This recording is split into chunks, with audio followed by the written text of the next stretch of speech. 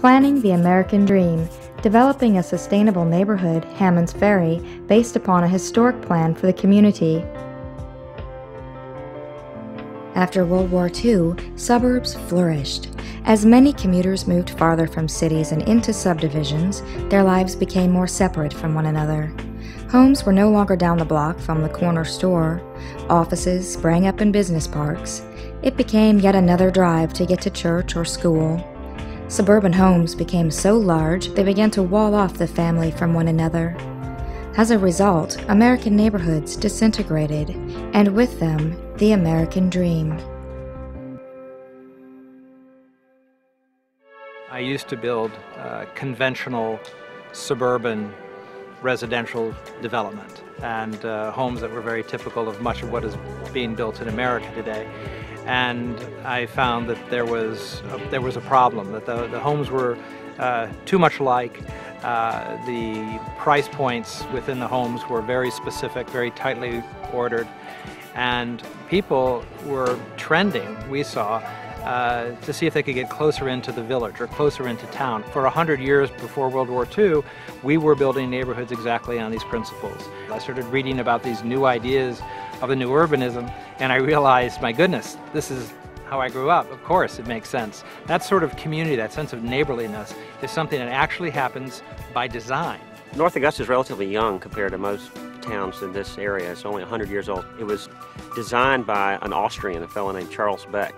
The riverfront, however, never was really completed. According to the Beck plan, it was intended for manufacturing and business. The plan today still shows this street, Railroad Avenue, that we're sitting in front of right here, Front Street along the river, is all on the plan. And there was initially a great deal of effort was made to start some industry, and there was primarily brick manufacturing and pottery facilities. The clay was mined from the land here and made into bricks and pottery and so forth. But the river flooded, and even though these business enterprises had taken shape and there was a great deal of actually construction on the property, it never was completed because finally everybody just pulled out. But the land was used, and it was actually abused to a certain extent from the late 19th century until around 1950. In the 1950s, they built dams up and downstream, and the river stopped flooding. It hasn't flooded since, at least this property hasn't flooded since. FEMA decided to move the flood lines. The riverfront in North Augusta could finally be developed. Developers come out of the woodwork. There's a golf course downstream from here. There's another, just conventional suburban community on either side. And the city leaders saw that, if we don't, take control of this situation, the riverfront, the Beck plan, the part, really the heart, the nucleus of the whole city plan was going to just turn into anywhere else in America. Midway through the Hammond's Ferry project, the developers discovered 2 clay pits were polluted. By working with city leaders and scientists, what looked like a terrible setback became a significant benefit. The developers are constructing wetlands to clean the polluted water.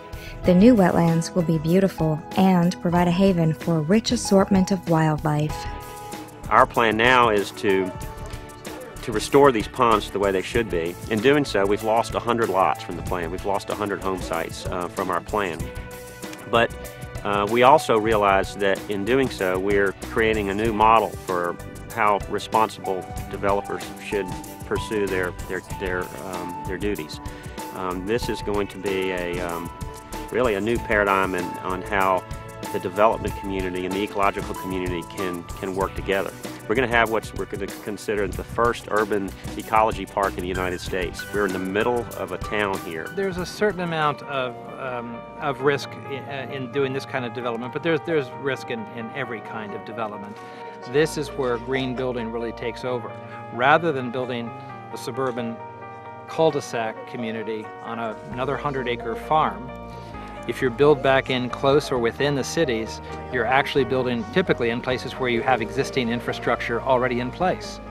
So we're using or expanding existing sewer systems.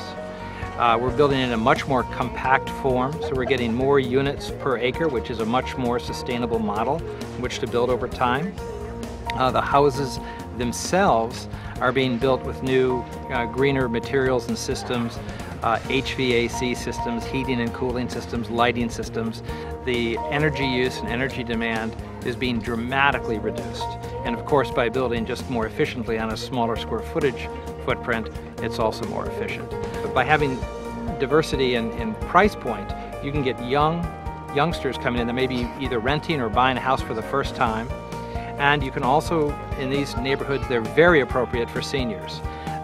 They're walkable communities. The pedestrian principle of having a walkable community is really, really important. Every time you build a house, and we do have strict architectural design codes, we use a pattern book, and that helps us, together with our Builders Guild, keep quality up.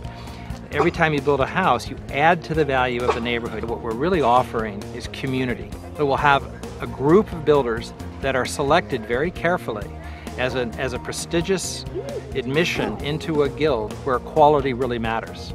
More and more builders are going to start studying what these builders in Florida and elsewhere are doing, the larger builders, and that is where I think we're really going to see a sea change.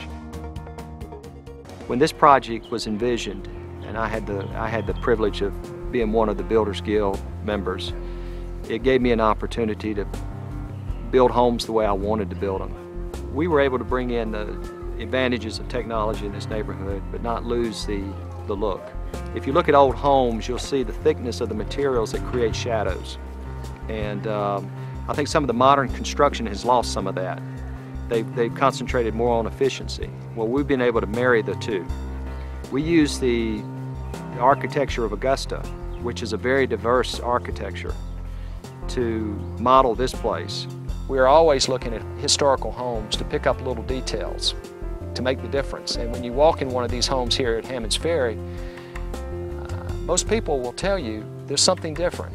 There's less focus on the automobile and more focus on pedestrian traffic. And you can see as you walk around, there's a lot of sidewalks. The developers spend a lot of time and quite frankly money in putting in the infrastructure in place that encourages people to walk. You'll find more people interacting with each other here than you'll find in a traditional modern neighborhood. And it could have easily gone another direction. This is valuable property, but yet the developers recognize the value of creating this kind of unique environment. The neighborhoods are designed, as we said, just the way we used to build it. Narrow roads and roadways, sidewalks, they're very pedestrian friendly. And the narrow roadways are there for a purpose. That slows down the automobile traffic. All the roads lead to the river. All have access to the river. The people that I built for, some of the residents here, I've spoken with them and they love it. This is one of our little cafes in our town center that they're developing. It's mostly residential, but there's going to be a few little sandwich shops and cafes and coffee shops and a few small businesses. It wouldn't take me 1 minute to walk out my back door to get here. Shortly after the conception of Hammond's Ferry came about, my husband was telling me about it.